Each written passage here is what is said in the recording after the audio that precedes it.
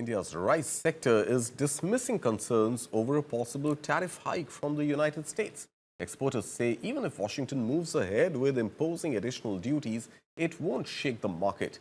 The India Rice Exporter Federation says exports to the US make up less than 3% of India's 6 million tons of basmati shipments and less than 1% of total rice exports.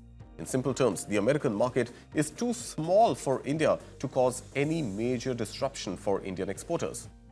Federation President Prem Garg rejected allegations of dumping and said the US imports just about 2.7 lakh tons of rice from India annually, which is insignificant compared to India's global exports of rice.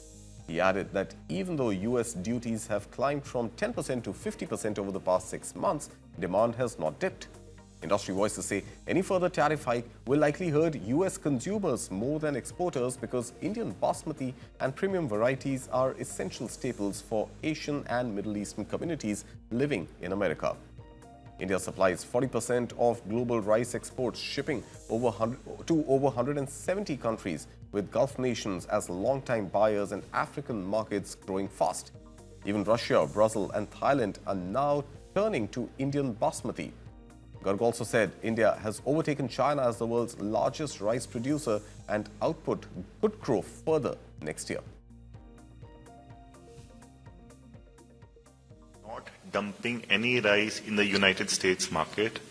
All Indian exports are demand-driven, and the demand for Indian rice is deeply rooted into the food habits of the ethnic communities from South Asian and the Gulf region.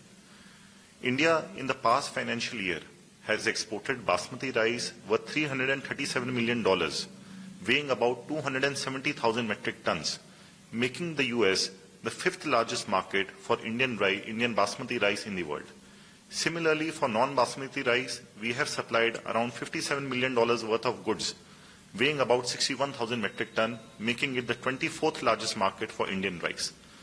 Though the US market is a substantial market for Indian rice, but the Indian rice exports are very well diversified in the world. And one market does not define our trade, it does not define our demand. Meanwhile, even as U.S. Trade Representative, the Deputy U.S. Trade Representative Rick Switzer visits India today for ongoing discussions on bilateral trade, the Indian government says it is actively working to soften the impact of U.S. tariffs on Indian exports. In a written statement in the Lok Sabha, Minister of State for Commerce and Industry, Jitin Prasada, said a multi-pronged strategy is underway, including intensive talks with Washington to secure a mutually beneficial trade agreement. He added that the focus is not just on short-term relief, but also on strengthening India's trade resilience and diversifying export markets.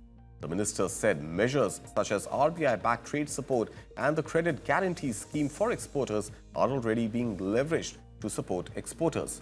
At the same time, India is pushing ahead with negotiations to close free trade agreements with the European Union, Peru, Chile, New Zealand and Oman. In a separate response on e-commerce policy, the minister highlighted the rise of agentic AI-powered shopping, where intelligent digital assistants can personalize and automate the buying process. He said the government is taking steps to ensure small businesses, MSMEs and local traders are not left behind as online commerce evolves.